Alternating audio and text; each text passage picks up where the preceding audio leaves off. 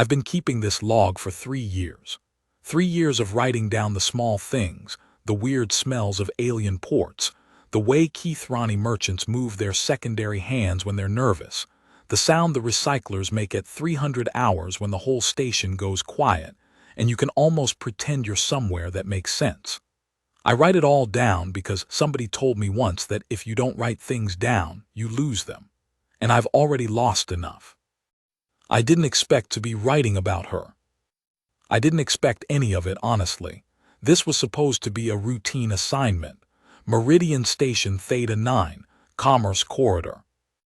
Liaison duty, which mostly means standing around in a pressed uniform looking approachable while aliens stare at me like I'm some kind of exhibit at a museum, which I basically am. 3 years into humanity's formal membership in the galactic confluence, and we're still the weird new species everybody rubbernecks at. I've gotten used to the stares. What I haven't gotten used to is how fast things can go sideways. It was the 14th rotation of the cycle. I remember that specifically because I just filed my quarterly report, and I was in a good mood. The kind of good mood you get when bureaucratic paperwork is finally done, and you've got maybe 4 free hours before something new appears on your desk. I was walking the outer ring of the Commerce Corridor, not really going anywhere, just moving. I do that when I need to think, or when I need to stop thinking. The outer ring is different from the Central Market. The Central Market is loud and bright, holographic advertisements in 17 languages, merchant stalls stacked 3 levels high, the constant hum of commerce that sounds the same whether you're in a city on Earth or 70 light-years away from it. The outer ring is quieter, dimmer, the kind of place where the lighting panels don't get serviced as often and the air recyclers have a low, perpetual rumble that fills the silence. It's where the less reputable merchants set up. Not illegal, Theta 9's Port Authority keeps tight watch for that, but definitely on the grayer edges of legitimate commerce. You can buy things on the outer ring that you probably shouldn't want. Memory compounds, sensory augmentation tabs, species-specific stimulants that are perfectly legal in some star systems and profoundly illegal in others. And apparently, on this particular rotation, you could also find her. I almost walked past her stall, almost. It was the silence that caught me first. That sounds strange, I know, the outer ring is already quieter than the market. But around her stall, there was a different kind of quiet.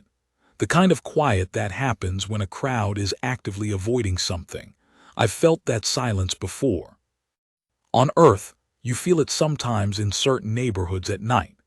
The unconscious biological signal that says there is something here that my ancestors developed fear responses to, and those ancestors survived long enough to have me, so maybe I should listen. I stopped, looked. She was sitting behind a stall table that held maybe a dozen small containers, dark glass, sealed with wax-looking stoppers, each one holding something that caught the dim lighting and made it seem like liquid shadow. She was wearing a high-collared coat, deep burgundy, the kind of fabric that didn't reflect light so much as absorb it. Her skin was, I don't have a good word for it, pale in a way that went past pale, not sickly, not albino. Just fundamentally different from the pale I was used to. Like her skin, was the color of the space between stars, and somehow that was its natural state. She had dark hair, very dark, pulled back in a way that was almost severe, and her eyes, even from 15 feet away, her eyes caught the light differently than any eyes I'd ever seen. Not glowing, not supernatural looking exactly, just they held the light for a half-second longer than eyes should. I'd been to enough alien ports to know that unusual-looking people were usually just members of species I hadn't studied yet. I made a mental note to look up her species when I got back to my quarters and kept walking. I'd gotten maybe 8 steps further when I heard it. Not a scream, not quite. More like a sound that couldn't decide if it wanted to be a scream or something else entirely. I turned around. Section 1.2, Witness Statement, Merchant Garovian Thesek, Keith Ronnie Commerce Guild, 3rd level. Filed with the Meridian Port Authority, translated from Keith Ronnie Formal, submitted voluntarily. I wish to state for the record that I have been a licensed merchant on Theta 9's outer ring for 11 cycles. I have witnessed disputes, theft incidents, 3 separate medical emergencies, and one event that I can only describe as a philosophical crisis experienced by a Vrenathi scholar who ingested the wrong grade of contemplation compound. I am not, by nature, a being given to dramatization. What happened on the 14th rotation was the most remarkable thing I have witnessed in 11 cycles of outer ring commerce. The female, the one later identified as Velara Nas of the Nashan people, had established her stall in Section 7 Gamma between my own stall and the recycler access panel. She had been there for approximately 4 rotations prior to the incident. I knew little about her. She was quiet, which I respected. She did not disturb my business. Her wares were unusual, the small dark bottles, but she was properly licensed. I checked the board. The Keith Ronnie Confluence soldiers arrived in the early part of the rotation. There were 3 of them, Second Lieutenant Vrath Morin and 2 subordinates whose names I did not catch. They were in transit security, not port authority, but Confluence military assigned to the station during the summit negotiations. You will understand that, with the Keith Ronnie Protectorate representing the largest voting bloc in the current Confluence session, their military personnel enjoyed a certain degree of informal authority that their official mandate did not technically support. I will be diplomatic in how I say this.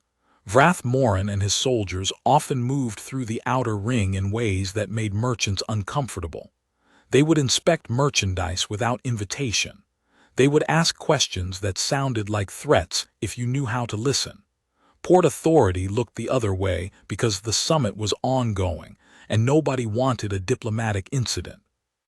When they stopped at Velara Nas's stall, I will admit I did not initially intervene because I assumed it was the usual inspection theater. Vrath Morin picked up one of her bottles without asking. He turned it over. He said something to his soldiers in informal Keith Ronnie. I will not translate it directly, but the meaning was contemptuous and pertained to the quality of her merchandise and the intelligence of whoever would purchase it. Velara Nas watched him handle her bottle. She did not raise her voice. She did not stand from her stall chair. She simply said in perfectly clear galactic standard, "Please put that down. It is fragile." Vrath Morin looked at her for a long moment. Then he smiled and dropped the bottle. It didn't shatter thick glass, but it hit the table edge and cracked, and whatever was inside bled out dark and slow onto the table surface. He watched her look at it. Then he picked up another bottle. "Or what?" he said, in galactic standard this time, deliberately. "What exactly will a little night merchant do about it?" She looked at him, just looked at him. And she said quietly, with the kind of calm that is somehow worse than shouting, "Touch me again and you die." Now I want to be precise here. He had not at that point touched her. He had touched her merchandise. But I think, watching her face, I think she was not speaking specifically about the bottles. I think she was drawing a line in the air between them, telling him clearly where the boundary was. Vrath Morin apparently decided to test it. He reached across the table and grabbed her wrist. What happened next? I have filed 2 separate supplementary statements about this, because I was not entirely sure my first account was accurate. I can only tell you what I saw with my own eyes, and I will tell you, I am still not entirely sure I have the right words for it. Section 1.3, Personal Log of Warrant Officer Desmond Achaik, continued. I turned around at the sound, that almost scream, and I took in the scene in about half a second. 3 soldiers, Keith Ronnie military. I knew the rank insignia, lieutenant and 2 subordinates. I'd had a cultural briefing on the Keith Ronnie when I first arrived. Tall, broad-shouldered in the way of species that evolved in higher gravity, secondary joint in their forearms that gives their hands a slightly different reach than human hands. They move with an authority that isn't quite aggressive but is never neutral either. The 2 subordinates were grinning. The lieutenant was leaning across a stall table with his hand around the wrist of a pale woman in a dark coat. She was not struggling. That was the first thing I noticed. She was not fighting, not pulling back, not making any of the physical motions you'd expect from someone who'd just been grabbed against their will. She was completely, utterly still. And she was looking at the lieutenant with an expression that I can only describe as she was deciding something. You could see it in her face. She was running through options the way you do when you want to make sure you choose the right one, and you have plenty of time, and none of the available options particularly frighten you. Then she looked past him, she looked at me. I don't know how to explain what that felt like. I've made eye contact with dozens of alien species. Some have no eyes, some have too many. Some have eyes that work on entirely different light spectra than mine. Making eye contact with an alien is usually just a cultural protocol negotiation. You figure out what the gesture means in their context and act accordingly. When she looked at me, something happened to the air in the corridor. I know how that sounds. I know it sounds like I'm embellishing, and I'm not. Something shifted. The hair on my arm stood up, not in fear exactly, in recognition. Like some very old part of my brain that predated language, predated civilization, had looked at her and said, "I know what you are. I know exactly what you are. We have met before in the dark a very long time ago." She wasn't asking me for help. I want to be clear about that. She wasn't giving me a helpless look. Her expression was more like she was seeing me for the first time. A new piece of information had arrived in her field of awareness, and she was processing it. The lieutenant said something to her in Kith'Rani. I don't have full fluency in Kith'Rani. I've got maybe 100 words and phrases from briefings, but I caught "stay still" and something that might have been obedient. She turned back to him slowly. I started walking. Not running. Running on a station like this in a military uniform reads as emergency, and emergency means people scatter and situations escalate.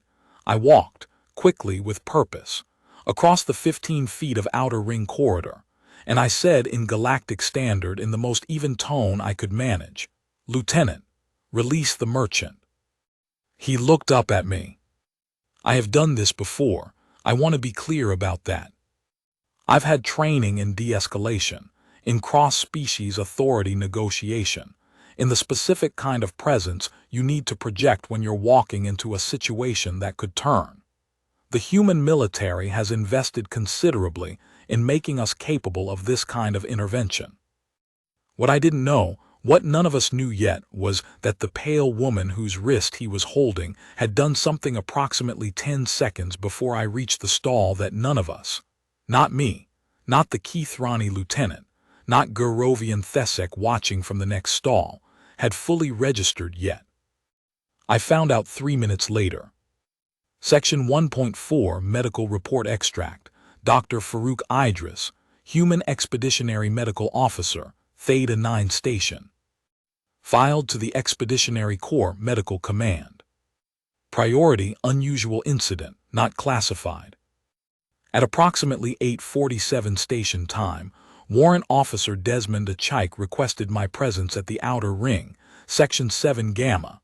He described the situation as a possible medical event of unclear origin. He was, I will note, characteristically understating the situation.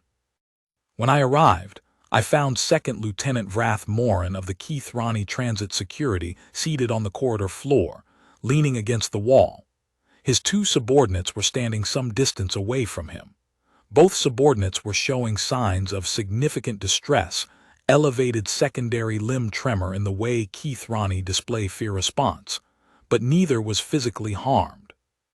Vrath Morin himself was physically unharmed. I want to state that clearly. He had no wounds, no bruising, no physical trauma of any kind that I could identify in an initial examination. His vital signs, when I scanned them through my portable medical unit, his vital signs were within normal parameters for a Kith'Rani male of his apparent age. He was, however, absolutely unable to speak. Not mute, not injured, as I said. His vocal apparatus was intact, but he was not speaking. He was sitting with his back against the wall and his eyes were very wide and I'm going to use a word I almost never use in a medical report, he was undone. The only comparison I have is shock, but not the physiological kind. The psychological kind. The kind that happens when something occurs that your mind does not have a category for and simply refuses to process. I tried talking to him. In Galactic Standard, in the 12 words of Keith Ronnie I knew, he did not respond. I asked Warrant Officer Achike what had happened. He told me what he'd seen. He told me about arriving at the stall, about the confrontation, about intervening. And then he told me what happened when he said, "Lieutenant, release the merchant." The lieutenant had looked at him, Achike said. He'd taken in Achike's uniform, his rank insignia, the obvious fact of his humanity, and he'd said something in Keith Ronnie that Achike couldn't fully translate. Achike thought it was approximately. Interesting. Now there are 2 of them. And the pale woman, Velara Nas, as I later learned, had said, very quietly without raising her voice at all, "No." Just the one word, no. And then she put her hand over his. The one that was still holding her wrist, and she'd done something. Achike said he wasn't sure what he'd seen. He said it happened fast and the lighting in the outer ring isn't great and he might have been seeing things that weren't there. But what he thought he saw was, the woman's eyes changed. The color of them went from what he described as very dark, nearly black, to something that was not a color he had a name for. He said it reminded him of the ocean at night, not the surface, the deep part. And the lieutenant let go of her wrist. He didn't step back. He didn't fall down. He just let go and then very slowly, with the careful movements of someone managing a body that has stopped trusting itself, he sat down on the floor, and he stayed there. His 2 subordinates, Achike said, had taken several steps backward simultaneously. Neither of them had spoken again. Achike had said, "Are you all right?" And she'd said, "Yes." And she'd started cleaning up the cracked bottle. He'd stood there for a moment, then he'd called me. I stayed with the lieutenant for 47 minutes. At the end of those 47 minutes, he was able to speak in Keith Ronnie, which we then had to get a translation unit for. The first thing he said when he could speak was a question. The question translated was, "What is she?" Part 2, the question nobody thought to ask. Section 2.1, Transcript, Informal Debrief, Warrant Officer Desmond Achike and Senior Archivist Velanis Croth. Recorded with consent. Partial transcript. Full record available in cross-reference file GCA, HFY 289147. Croth, I want to be very clear that this is informal. You are not in any disciplinary process. I am simply trying to understand what happened from a species documentation perspective. Achike, I know it's fine. I've been trying to understand it myself. Croth, you've served in the Liaison Corps for 3 years. You are, I understand, considered a capable officer with significant cross-species experience. Achike, I've met a lot of different species, yeah, comes with the job. Croth, in your 3 years of service, have you encountered the being known as Velara Nas before, or any one of her apparent species? Achike, no. When I first saw her, I thought I'd just missed a briefing. I thought she was some species I hadn't read up on yet. Croth, and when did you realize she wasn't? Achike, long pause when she talked to me, after, when the lieutenant was on the floor and everything had gone quiet. She looked at me and said, "You're human." And I said, "Yes." And she said, "I didn't know any of you were out here." And I said, "We've been out here for a few years. When did you arrive?" Croth end. Achike, she looked at me like I'd asked something complicated, and she said, "I've been out here for a very long time." Like the way she said it, it wasn't dramatic. She wasn't trying to be mysterious. She said it the way you say something that's just a fact. "I've been out here for a very long time." Croth, she did not elaborate. Achike, not then. She was cleaning up her stall. She asked me if the lieutenant was going to be a problem. I said I'd handle the incident report. She thanked me. She was very direct, very calm, not cold exactly. More like someone who has been in enough situations that most situations don't rattle them anymore. Croth, and you continued speaking with her. Achike, I helped her clean up the broken bottle. She said it wasn't necessary. I said I was doing it anyway. Croth, why? Achike, another pause because I wanted to stay near her. That sounds weird. I know how it sounds. It wasn't attraction, not initially. It was more like, when I looked at her, something in my brain kept trying to categorize her and kept failing. And I've learned over 3 years that when something doesn't fit a category I have, the right response is to gather more data. So I helped her clean up the bottle and I asked her name. Croth, she told you. Achike, she told me. Velara. She said most people on the station called her the night merchant, which she found mildly amusing. She said she'd been called worse. Croth, did she say what she sold? Achike, she said, I'm going to try to get this right because she chose her words carefully. She said she sold memory-adjacent compounds. I asked what that meant. She said they were substances that created sensory experiences in humanoid neurological systems, not memories exactly, but the texture of memories, the emotional weight of them. She said different species used them for different things. Grief processing, nostalgia therapy. Some species used them recreationally. Croth, and these were legally licensed. Achike, I checked. Yeah, properly licensed for Theta 9's commerce tier. Whatever she was selling, it was above board. Croth, did she explain what she had done to Lieutenant Morin? Achike paused. She said she hadn't heard him. She was very clear about that. She said, I showed him something, that's all. And I asked what she'd shown him, and she said, a fraction of what I've seen, just a fraction, enough for him to understand. And I said, understand what? And she looked at me for a long time. And then she said, I'm not going to forget this, she said. That some things have been here longer than his entire civilization has been standing upright. Section 2.2 Background File. The Noshan People First Comprehensive Entry, Galactic Confluence Archive. Compiled by Senior Archivist Velanis Croth in the 72 hours following the Theta 9 incident. Based on Velara Nas's voluntary testimony and corroborating evidence from the Confluence's Xenobiological Division. This entry supersedes all previous species unknown classifications for individuals matching her description. Note, prior to this incident, there were 11 separate records in the Confluence archive of individuals matching Noshan characteristics, filed under Unclassified Humanoid Possible Human Variant.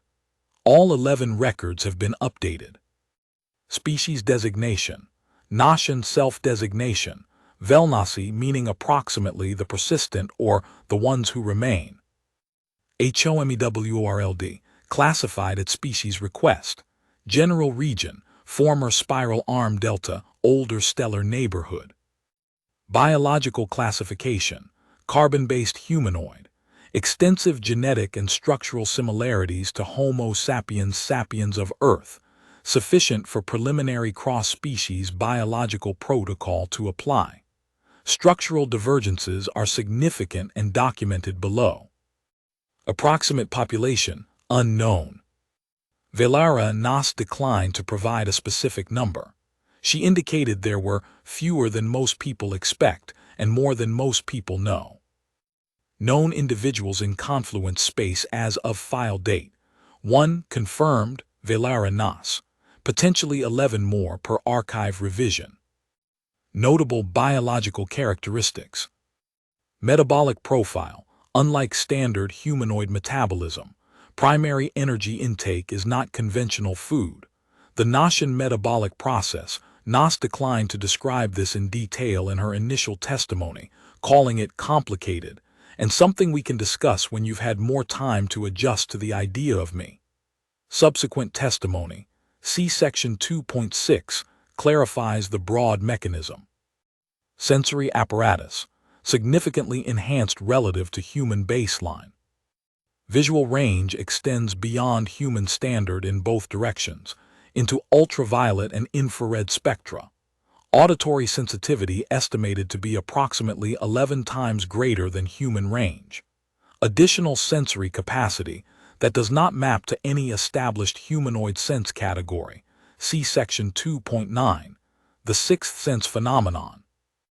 Neurological architecture, estimated to process environmental information at a rate 34 to 40 times faster than baseline human. This is the leading hypothesis for the lieutenant's reaction. A brief, partial neural interface of some kind allowed him to experience a fragment of Gaussian rate information processing. The human mind, and apparently the Keith-Rani mind, is not equipped to handle this without consequences. Age, Nas declined to give an exact figure. She said, old enough to remember your son being younger. She appeared to find the question slightly amusing. Aging rate, not measurable on any Confluent Standard timeline. Vulnerabilities, documented in full only in the classified addendum to this file. Nas provided this information voluntarily, stating she preferred the Confluents have accurate data rather than inaccurate myths. Her words, "You people have so many myths about my kind already. Most of them are wrong in the details. Some of them are wrong in ways that are funny. A few of them are wrong in ways that could get someone seriously hurt. I'd rather give you the truth." Sociological notes. The Gaussian people are, by their own account, a deeply solitary species. Not by nature, Nas clarified, but by circumstance. When a species lives long enough, communities become complicated. Everyone you've known has been dead for so long, she said during the second day of testimony, that you stop counting in individual lives and start counting in civilizations. That changes how you relate to other people. You become careful about who you let get close. Not because you don't feel, because you feel too much and most things end too quickly. She had been on Theta 9's outer ring for approximately 4 rotations when the incident occurred. She had been traveling through the outer arm of the confluence for, she was vague here, but the phrasing implied centuries. Historical note. Galactic confluence xenobiological records extend back approximately 4,000 standard cycles. Within those records, the oldest reliably dated alien civilization first achieved spaceflight roughly 3,200 cycles ago. The Gaussian people, per Nas's account, were aware of the galaxy's inhabited regions before most current member species developed agriculture. She did not say this to be impressive. She said it the way you'd mention where you went to school. Section 2.3, Personal Log of Warrant Officer Desmond Achike, continued. The archive people showed up on the second day. I knew they would. Port Authority had filed a report. The incident with the lieutenant had been logged, and anything that gets logged on a diplomatic station during an active summit gets reviewed by somebody with more rank than me. Senior Archivist Croth was a Keith-Rani, not the same unit as Morin, a completely different division, and he was professional and careful and clearly trying very hard not to visibly show how excited he was. I'd seen that expression before. It's the expression researchers get when they realize they've found something nobody has documented before. Velara agreed to talk to him. She told me when he left after the first session that she found the process tedious but understandable. She said Keith-Rani researchers all asked the same questions in the same order. I asked how many Keith-Rani researchers she'd talked to over the years. She gave me a look that was, there's a word for it, I think, eloquent. The look was eloquent. It communicated a number that I wasn't prepared to hear. Does this happen often? I asked her, being documented. She was back behind her stall. The cracked bottle had been replaced. She had a small device, looked almost like a compass, very old, materials I couldn't identify, that she was turning over in her hands while we talked. She did that when she was thinking. I'd noticed it. Every few centuries, some civilization catches up enough to notice me, she said. They document, they theorize, they argue about what I mean. And then she turned the compass over again. Time passes. What do they conclude, usually? Depends on the civilization. She looked up. Some decide I'm a god. I find those the most tiring. Some decide I'm a demon. Those can be dangerous, though less than they used to be, when more of them had weapons with the range to cause me actual difficulty. A pause. Some decide I'm a natural phenomenon, a biological accident, something to be studied and then filed away. Those are usually the most scientifically minded civilizations, efficient, a bit lonely to talk to. What do you want them to conclude? She was quiet for a moment. The compass kept turning. I've stopped having preferences about that, she said. After a while you realize it doesn't matter what conclusion they reach. The conclusion changes every few generations anyway. What stays constant is, she looked at me again. You. Me specifically. You generically, the person sitting across from me. The one asking the questions. She almost smiled. It was a small thing. I got the impression smiles for her were rationed. The conversation, that part stays.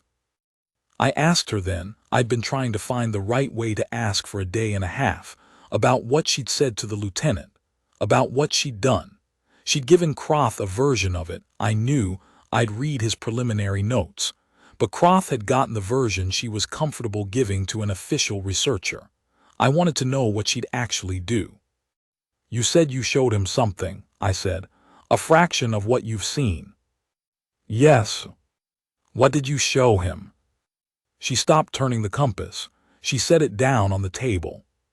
And she looked at me with those eyes that held light wrong, and she said, I showed him what a second looks like to me. I waited. When you look at this moment right now, she said, what do you see? You, the stall, the corridor. And that's all there is for you, this moment. You're in it, you experience it, and then it passes and you move on to the next moment. She picked up the compass again. I don't experience time that way. For me, a single second, this second right now, contains all the other seconds that have ever occupied this same space. Not as memories, as presence, as weight. I am always simultaneously in this moment and in every moment of the past. The recycler behind you, I can hear the version of it running 10 years ago, the version running 300 years ago, the resonance of all the machinery that occupied this section of space before this station was built. Not loudly. It's background, like how you always hear your own heartbeat but you stop noticing it. But it's there. I tried to imagine it, I couldn't. When I looked at the lieutenant, she said, and I let him see through my eyes for just a fraction of a second, 100th of a second. I let him see the way I see this moment. She paused. His nervous system didn't handle it well. That was an accident. She looked at me, no. And then, and I think this is important to the record, she added, he hurt my merchandise, and he was hurting my wrist. And he called me, she stopped. He called me a night merchant. A little night merchant, like I was something small and strange that hadn't learned its place yet. Her voice didn't get louder. If anything, it got quieter. I have been called many things in many languages by many civilizations that no longer exist. I can tolerate most of them. But I had a very long journey to get here, and I was having a quiet rotation, and I did not feel like being patient. I nodded. I want you to know, she said, that I was not going to kill him. When I said what I said earlier, touch me again and you die, I should be accurate. I wouldn't have killed him. That was phrasing. The kind of thing you say when you want someone to understand you're serious. I very rarely kill anyone. It's not, she paused, considering. It's not that I don't have the capacity. It's that it makes the next few decades very complicated and I prefer simplicity. How many decades? The cleanup process. Dealing with whatever cultural mythology forms around the event. People talk. She picked the compass up and turned it over again. They always talk. Part 3. What VILARANOSS told U.S. about humanity. Section 3.1. Formal Testimony Day 3. Velara Nas to Senior Archivist Croth. Translated from Galactic Standard. Condensed from original 9-hour session. Full transcript in cross-reference file GCA HFY 289153. Croth, you said during our previous session that you were not aware humanity had reached this region of space. Nas, that's correct. When I was last in contact with your general stellar neighborhood, which was some time ago, I should acknowledge, the dominant species of the third planet from a medium yellow star were still navigating with physical instruments and occasionally fighting each other over which invisible sky being had the better real estate claims. Forgive the summary. I mean no disrespect. Croth, none taken. Can you contextualize when that was? Nas, define, contextualize. If you want a standard cycle count, I'm not going to give you one that I'd trust to be accurate. My personal calendar and yours don't overlap neatly. If you want a frame of reference, when I was last in that stellar neighborhood, the species you call the Vrenathi were conducting their first planetary surveys of their home system. I believe the Vrenathi date that to approximately 1,800 cycles ago. Croth, long pause. That would place your last observation of Earth at roughly 1,800 years before the current cycle. Nas, give or take. Croth, and when you saw humanity now, specifically the warrant officer. Nas, I saw him and I thought, that's impossible. Those aren't the people I remember. And then I thought, of course they are. They're the children of the children of the children of the children and so on of the people I remember. I just didn't realize how much faster everything was going to move. Croth, how do you mean? Nas, when I last checked in on humanity, looked in from a distance, I wasn't on the ground. They were a species with significant potential and a concerning amount of internal conflict. Every species has internal conflict, I know, but human internal conflict was always. It was different from other species' conflicts. Other species fought over resources or territory, which is straightforward and usually produces equilibrium eventually. Humans fought over ideas, over stories, over which version of reality was true. That's much harder to resolve, but it also meant that when they finally resolved a question, it stayed resolved. They built on it. They accumulated. Croth, you're describing their scientific tradition. Nas, not just that. Their whole approach to knowledge, to experience, the way I'm trying to find the right words in standard, the way they compress experience into story and pass it forward. Other species transfer knowledge. Humans transfer perspective. It's a different thing. I noticed it a long time ago and I thought, if they ever stop killing each other long enough, they're going to surprise everyone. Croth, and they did. Nas, pause. The warrant officer walked into that situation on the 14th rotation without hesitation. I had already handled the lieutenant. I want to be clear about that. I did not require assistance. But he didn't know that. All he knew was, a merchant was in trouble, and the people causing trouble had military rank and were probably not going to respond well to a lone human liaison officer. And he walked over anyway, with no backup, with a calm face and an even voice and an authority that wasn't backed by anything except his own certainty that he was going to see the situation through. Croth, that's standard diplomatic training. Nas, don't do that. Don't explain the extraordinary by reducing it to procedure. I have watched many species train their diplomats. I have watched Keith-Rani diplomats specifically for several centuries. Keith-Rani diplomatic training is extensive. It produces excellent diplomats. But Keith-Rani diplomats, when confronted with a superior force in an uncontrolled environment, run a very precise risk-benefit calculation and act on the result. Sometimes that calculation says, intervene. Often, though, especially when the superior force is military, that calculation says, de-escalate by withdrawal. Croth, and the warrant officer's calculation. Nas, I don't think he ran a calculation. I think he looked at the situation, decided it was wrong, and walked toward it. There's a difference. I've seen both. The calculation is rational and I respect it. What he did, what humans seem to do, is something else. It's less efficient, I suppose, but it produces different results. Croth, are you saying you were impressed? Nas, long pause. I'm saying I recognize something. In him. In the way he moved, the way he held himself, the way he looked at me afterward, not with fear, not with the kind of careful diplomatic neutrality that says I am processing your alien nature and trying not to show you how uncomfortable this makes me. He looked at me the way you look at something genuinely interesting. Like I was a puzzle he actually wanted to solve, not a problem he needed to file a report about. She paused. Nas, I've been traveling a very long time. I have met, she stopped and laughed softly, the first time in any of the recorded sessions.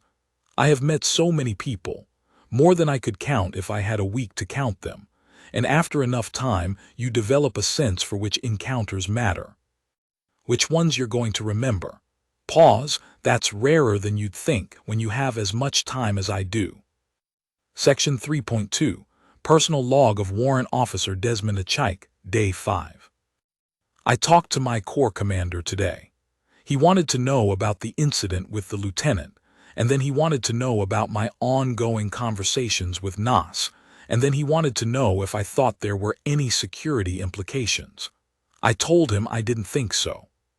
He gave me the look he gives me when he's not sure if I'm being honest or just trying to protect something. And then he said that the Xenobiological Division had requested my continued involvement in the documentation process because she was more forthcoming with you than with anyone else. Which is both flattering and slightly alarming, and I'm trying not to overthink it. She told me something today that I haven't figured out how to include in an official report yet. I'm writing it here first, where I can just let it be what it is before I have to translate it into report language. She told me about the first time she left her homeworld. She said, and she said this simply, the way she says most things, she said the hardest part wasn't leaving. The hardest part was coming back. Because the first time she left and came back, nothing was different. She'd only been gone what felt like a short time to her. But the second time she left and came back, things had changed, just a little. The trees on one particular hill had been cut down and replanted. A river had shifted its course slightly. People she'd known were older. The third time she came back, the people she'd known were gone. The fourth time, their children's children were gone. The fifth time, everything she'd recognized as home, the specific configuration of buildings, the specific accent of the language, the specific songs people sang in the market, all of it was gone, replaced by something new and equally alive and completely unfamiliar. I mourned for a long time, she said. And then I understood that the mourning was a kind of vanity, because the place hadn't stopped being alive just because it had stopped being the version I remembered. It had just continued, without me, which is what places do. She turned the compass over. I go back sometimes, she said, to where the homeworld was. She didn't say is, I noticed that, she said was. It's different now. It's been different for a long time, but I can still stand in the same place and look at the same stars. The stars take longer to change. She looked up at the ceiling of the corridor, which was just metal panels and lighting strips, nothing special. I like that about stars. They have a reasonable sense of scale. I didn't know what to say. I find that happens more with her than with anyone I've talked to in 3 years. I've gotten good at knowing what to say in most situations.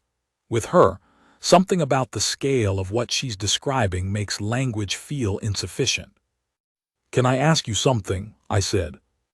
You've been asking me things for 5 days, she said. Why would today be different? When you looked at me the first day before I said anything, when you looked at me across the corridor, what did you see? She was quiet for a moment. A human, she said, which I wasn't expecting. Just that. She looked at me, those eyes. A human, she said, who was already walking, who had already decided, who hadn't stopped to think about whether the risk was worth it. She turned the compass over. That particular quality, I've seen it before, in other species occasionally. In humans, I saw it long ago, and I thought, if they survive their own contradictions, they'll be something worth watching. She set the compass down. I was curious to see what you'd become.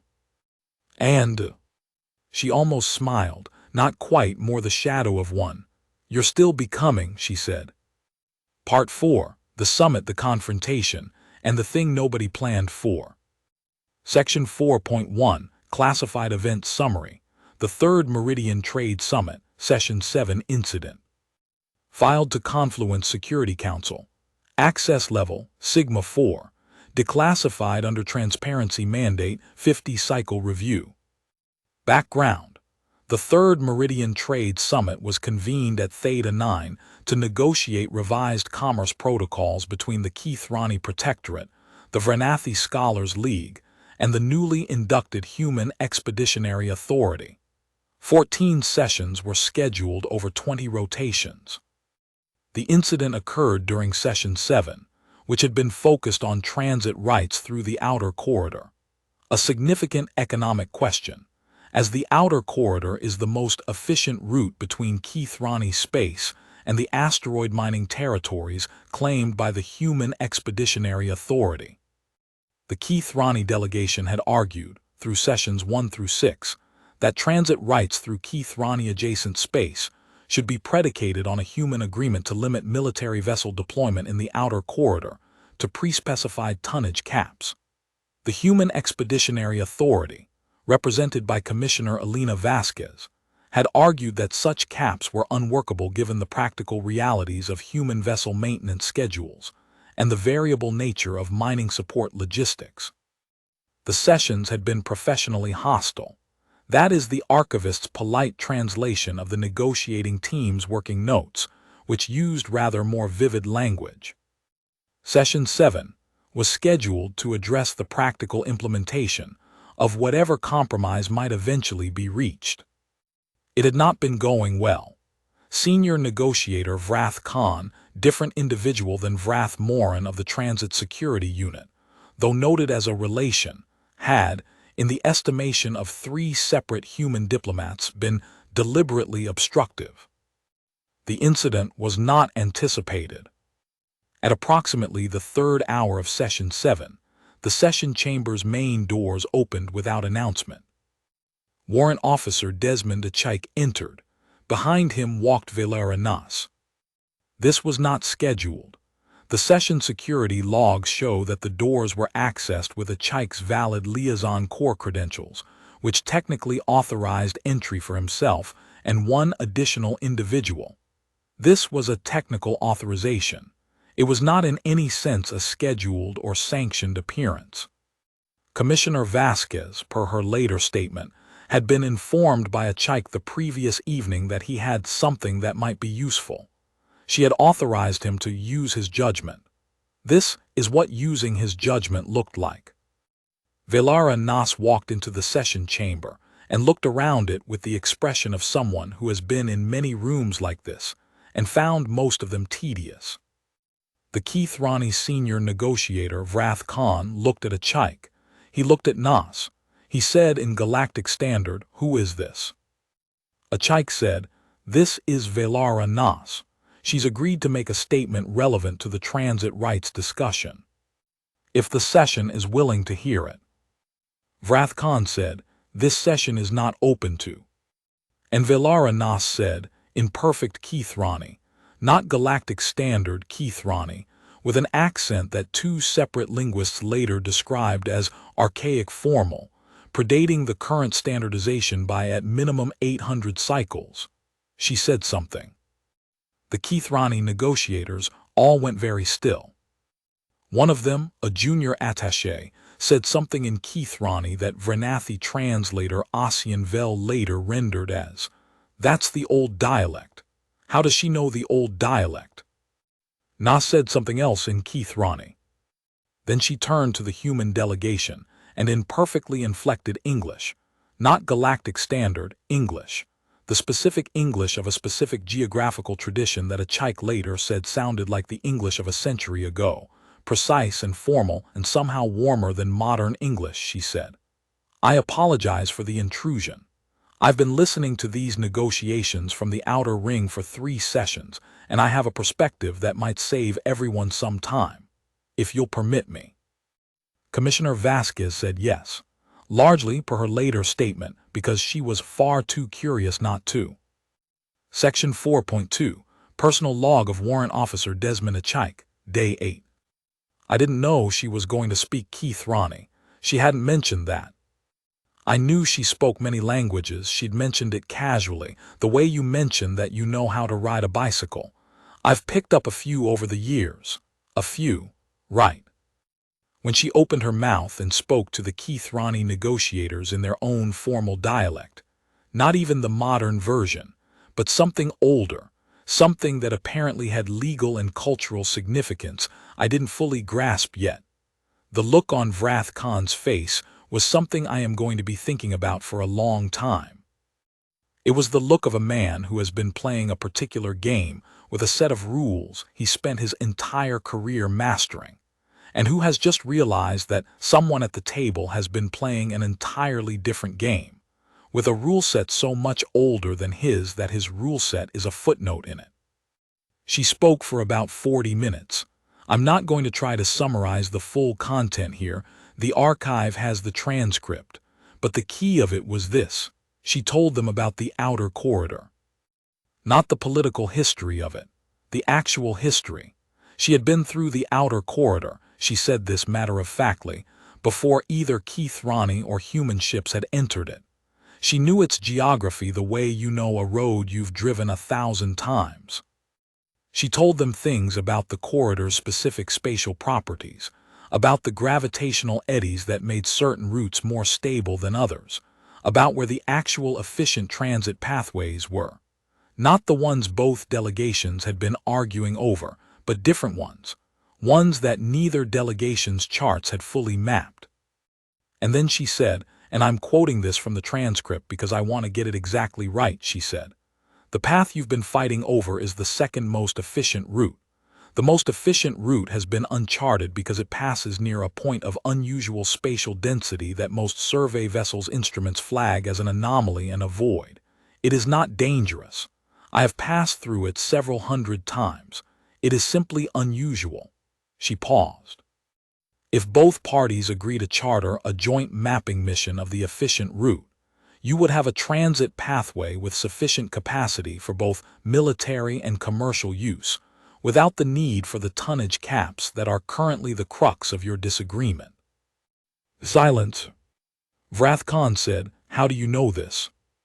She said, "Because I've been here longer than your charts." Another silence.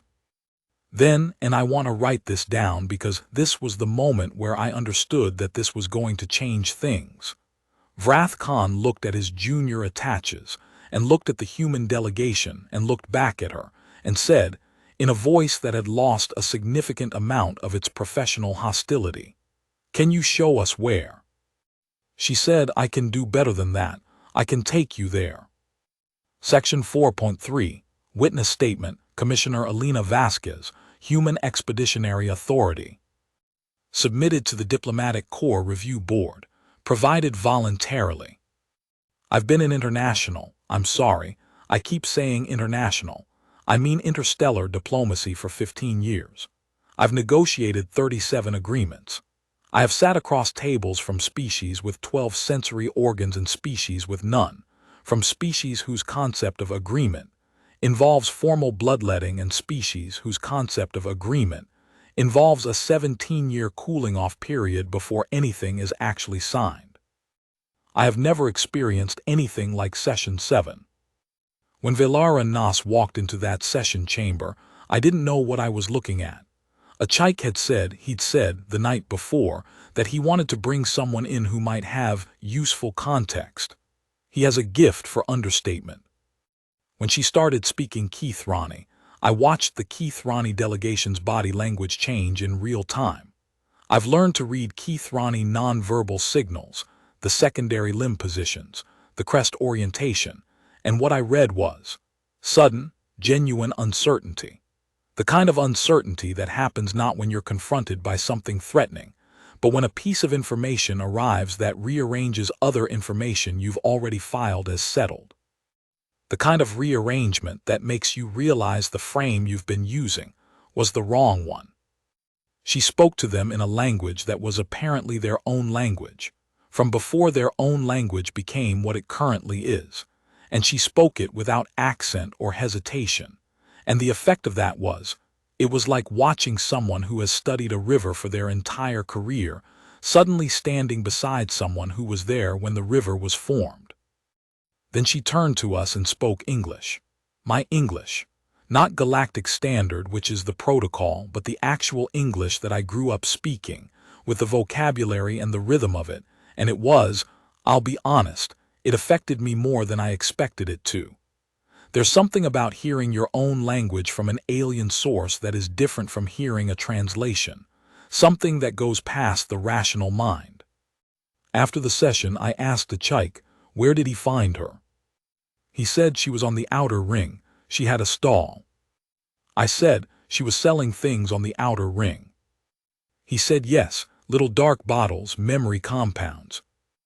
And I thought about what it would mean to live as long as she'd apparently lived, to know as much as she apparently knew, and to be on the outer ring of a commerce station selling small dark bottles to whatever travelers happen to wander past. And I thought, there's a story there, a very long one, the kind that doesn't have a neat beginning or a neat ending. I asked Achike if she was going to stay. He said he didn't know. He said she'd indicated she was between destinations. I said, do you think we could ask her to stay, formally, as an advisor? Some kind of official capacity. He was quiet for a moment. Then he said, I think you could ask. Whether she says yes is a different thing. Part 5. The conversation that changed the archive. Section 5.1. Personal log of Warrant Officer Desmond Achike, Day 12. She told me about the other humans she's met, over the years, over the centuries, over whatever span of time it is that she doesn't like to put numbers to. She said she'd been to Earth 5 times. The first time she was vague, as usual, about exact timing, but she described it as when your stone circles were newer, which either means the megalithic structures in Europe or monuments in other regions of approximately that antiquity, and any way you count it, that's thousands of years ago. The first time she'd found it interesting but not remarkable, she'd encountered many developing civilizations. She stopped in, she observed, she moved on. The second time, she said, she went specifically to check on a species she'd noticed had unusual potential. This was a few hundred years later by her reckoning. She didn't stay long. She described the situation as complicated and didn't elaborate. The third time, she thought for a moment, and then said, the third time was during a period your historians call the ancient world. There were several civilizations present that were each individually fascinating, and collectively producing the foundations of quite a lot of what you'll spend the next 2,000 years arguing about. She smiled, not the shadow of a smile, an actual one, small and private. I had some good conversations. I also narrowly avoided getting drafted into at least 2 separate military conflicts by people who thought my nature was evidence of divine favor. That happens more than you'd think. The fourth time was the one that was 1,800 years ago, she said. The one Kroth had asked her about.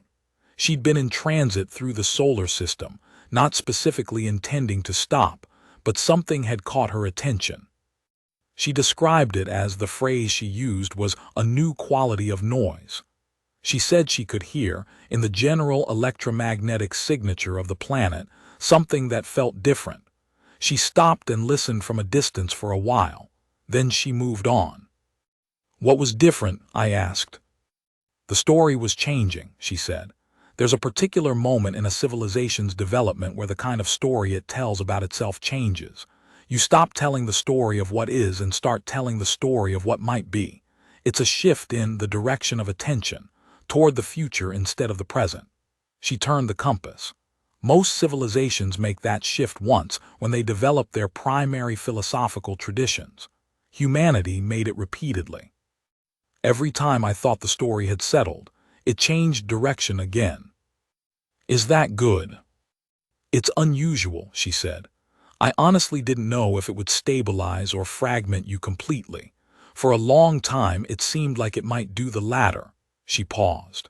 And then the 5th time I was near your system, everything had gone very quiet, and when I listened more carefully, I realized you weren't there anymore.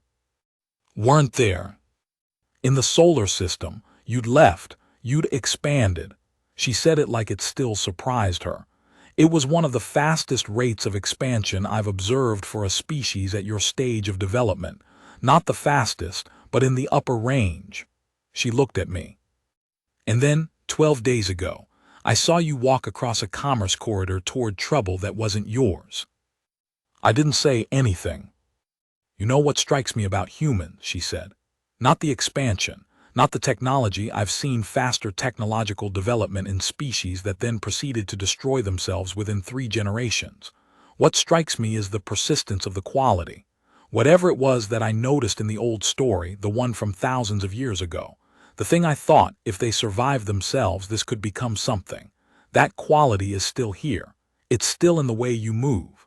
She looked at me steadily. That doesn't always happen.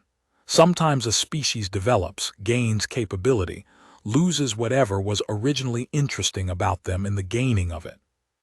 They become efficient, effective, boring. She paused. You're not boring. I said, I'm going to put that on my service record. She actually laughed at that. Not a polite, careful thing. A real one. Short, surprised, like she'd forgotten for a moment to be measured. It was the best thing I'd heard in a long time. Section 5.2, Testimony Extract, Velara Nas Day 10 Session. Filed with the Archive. Cross-reference GCA, HFY 289162. Croth, I want to ask about the nature of your abilities. The thing you did to Lieutenant Morin. Nas, it wasn't an ability exactly. More a natural consequence of my nature. When I'm in close physical contact with another neurological being, there's a potential for what you might call resonance. My perceptual framework briefly touching theirs. Usually I prevent it. I've learned to keep that boundary. In his case, I chose not to. Croth, how controlled is that choice? Nas, entirely controlled on my end. The consequences are unpredictable on the recipient's end. Neurological architecture varies considerably between species. He was functional within the hour, which is actually on the faster end of recovery. Croth, have there been cases where the recipient didn't recover? Nas, long pause, not in the last several centuries. There was a period when I was less careful. I've spoken about this in the classified addendum. Croth, do you consider this a weapon? Nas, I consider it a response. If you walk into someone's home and begin breaking their possessions, and they respond by doing something that makes you sit very still and think about your choices, is that a weapon? Or is it the natural consequence of the home being occupied? Croth, the Keith Ronnie delegation is concerned that your presence on the station represents a security risk. Nas, the Keith Ronnie delegation is concerned that they met something they don't have a category for and they can't calculate my threat profile. I understand that. I find it a reasonable concern. I would be happy to meet with their security liaison and explain, in precise terms, exactly under what circumstances I would and would not use that ability. I believe in clear communication. In my experience, most conflicts escalate because someone didn't believe the other party when they said, "This is the line." I said something very similar to Lieutenant Morin before the incident, and he chose not to take me seriously. That was the actual problem, not my nature. His assumption that the warning didn't apply to him.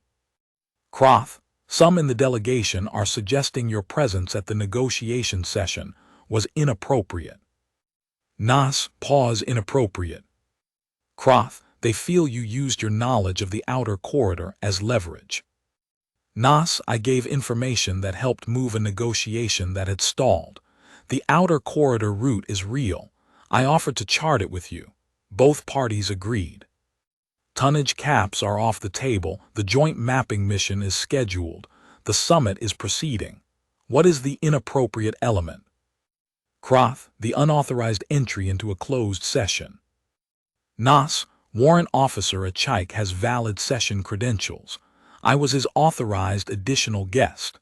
The doors opened correctly. If the Keith-Rani delegation wishes to raise a complaint about the specific mechanism of entry, I suggest they take it up with the Port Authority's security protocols rather than with me. I simply walked through a door that was authorized to open. Pause.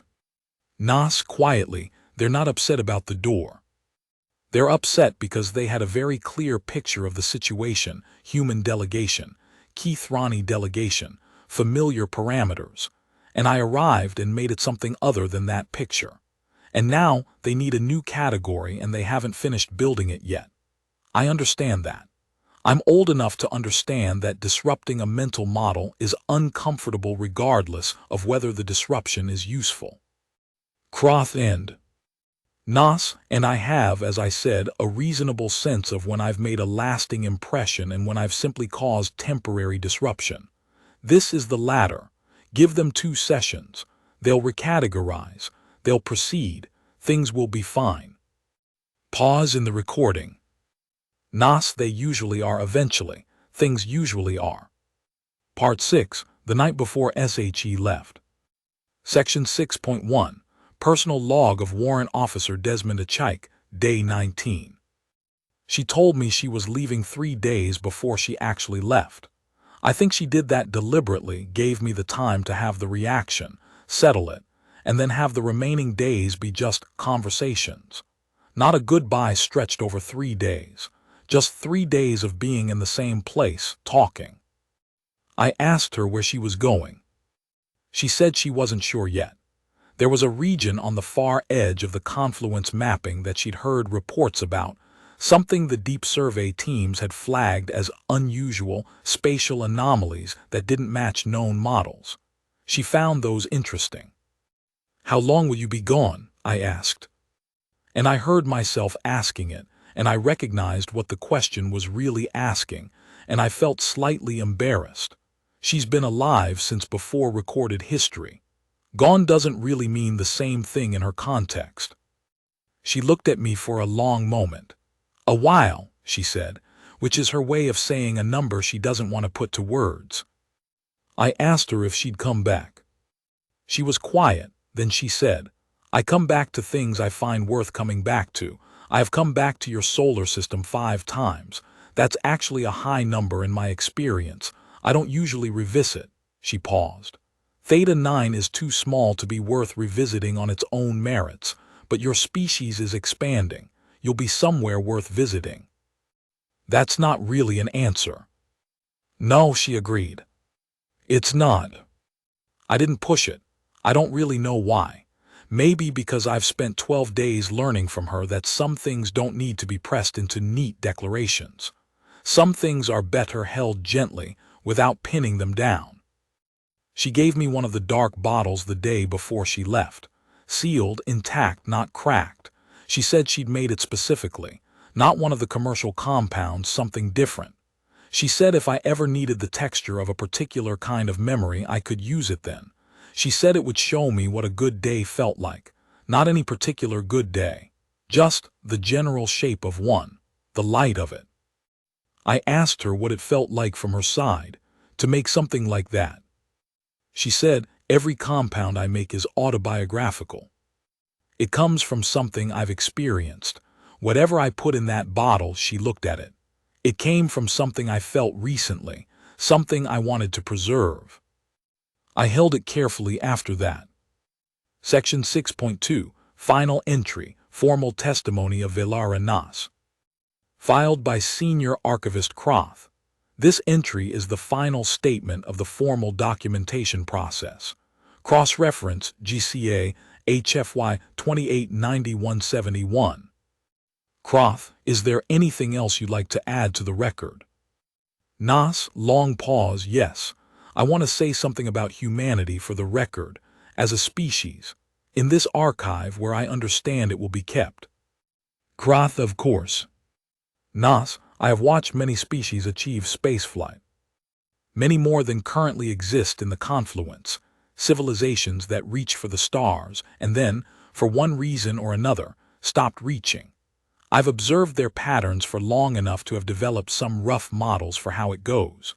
There are a handful of ways a civilization can fail at the interstellar stage. Most of them involve forgetting what it felt like to be small. Krath, I'm not sure I follow. Nas, when a species is young, when they're still confined to their origin world, they're necessarily humble. Not by choice, by reality. The universe is very large and they are very small and they know it. They make art about the stars. They tell stories about what might be out there. They look up. Pause. Nas, and then some of them go up. And the ones that go up and survive, they discover that the universe is exactly as large as they thought and they are exactly as small as they suspected. And most of them handle that knowledge by building walls, alliances, borders, in-group definitions. They make the universe smaller in their minds so that their smallness is relative rather than absolute. I've watched it happen. I watch it happening now in many of your Confluence member species. They have been interstellar for long enough that they've forgotten the feeling of looking up and not knowing what was there. Pause. Nas, your species is new enough that you haven't forgotten yet. When the warrant officer looked at me, really looked, that first day, he wasn't afraid. He was curious. That's the face of a species that still remembers what it was like to not know. He saw something he'd never seen before and his first response was, I want to understand this. Not, how do I categorize this threat? Not, how do I fit this into what I already know? Just the clean reflex of genuine wonder. Long pause. Nas, I am very old. I have been many things in my life. I have been worshipped and I have been hunted and I have been forgotten and I have been, more often than I can count, completely alone in the large and indifferent dark. I have had periods where I have gone so long without encountering something genuinely surprising that I had begun to believe that surprise was simply a thing I had used up, a capacity that had exhausted itself over time. Pause. Nas, and then I was sitting at a small stall on a quiet outer ring, and a human soldier walked by and looked at me, and something in his face said, there is something here I haven't seen before. And for the first time in a while I thought, yes, there is. Pause. Krath, for the record, I want to note that the witness appears. Nas, quickly don't describe my expression for the record. I've been described in archives before. I'd rather this one let me be ambiguous. Krath, of course. Is there anything final you want to say? Nas, pause, put in the record that I said, they're worth watching. Your new members, the humans, they're going to do something unexpected. Every species I've watched that has that quality, that specific quality of wonder that hasn't been trained out of them yet, they always do something that surprises even me. Pause. Nas, and I don't surprise easily anymore. Epilogue, what the record shows. Section E1. Addendum filed by Senior Archivist Velanis Krath, 6 months after closing date. The joint Keith-Rani human mapping mission launched on schedule and confirmed Velara Nas's description of the outer corridor's alternate transit pathway in full. The route has since been named Nas Passage in the official Confluence charts. Both delegations accepted this naming without significant objection, which I note because I had initially expected objection. I think neither delegation wanted to admit that they found the name appropriate. The Third Meridian Trade Summit concluded with a signed agreement covering outer corridor transit rights, commercial vessel registration protocols, and a framework for 3 additional joint mapping initiatives covering unexplored spatial regions. All parties have characterized the summit as successful. Several senior Keith-Rani negotiators have, in private conversations, characterized the outcome as the best result we could have expected given initial positions, which, for the Keith-Rani Protectorate's diplomatic corps, is approximately equivalent to standing ovation. Warrant Officer Desmond Achaik was awarded a commendation for outstanding liaison service and demonstrated cross-species diplomatic initiative. He told me, when I informed him, that he wasn't sure he'd actually done anything worth a commendation. I told him the commendation committee disagreed. He seemed mildly embarrassed. I have noted that this is a characteristically human response. Lieutenant Vrath Morin was transferred back to Keith Ronnie Home Fleet at his request. His service record indicates successful transit security deployment. There is no formal record of what happened to him on the outer ring of Section 7 Gamma. Port Authority's incident report filed it as a minor medical episode, resolved without lasting effects. That is accurate in the strictly technical sense. I spoke to Morin once before his transfer. I asked him directly if he had any statement to make about the incident for the archive. He was quiet for a long time. Then he said in Keith Ronnie something that I will translate. She showed me how much of time I haven't seen, and then she went back to cleaning up the bottle I broke. He paused.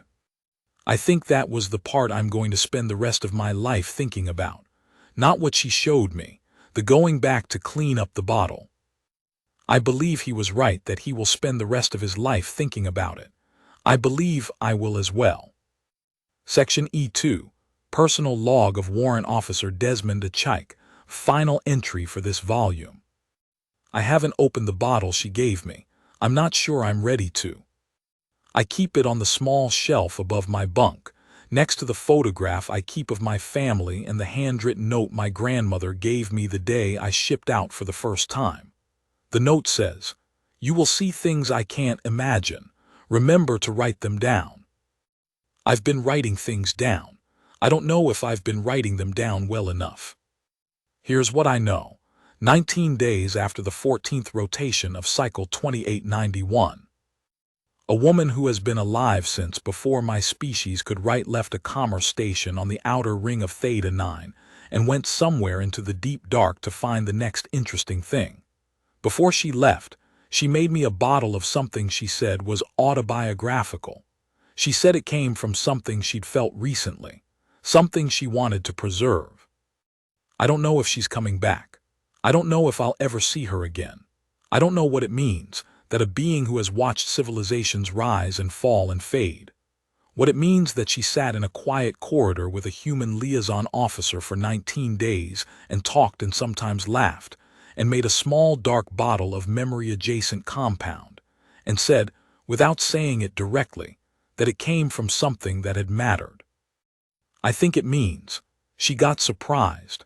I think it means, for whatever it's worth across whatever the distance is between a human lifespan and hers, that something about these 19 days is going to be carried forward, not forgotten, not filed and recategorized and eventually lost in the accumulated weight of all her other centuries. I think that might be the best thing I've ever done. I didn't expect that from a routine deployment. I didn't expect a stall on the outer ring, or a pale woman in a dark coat, or a cracked bottle on a table, or the thing she said to the lieutenant before any of it started, "Touch me again and you die." I didn't expect what I found behind the warning. Behind the warning was someone who had been waiting, without knowing they were waiting, for something to surprise them. And I didn't expect what it would feel like to be the thing that did.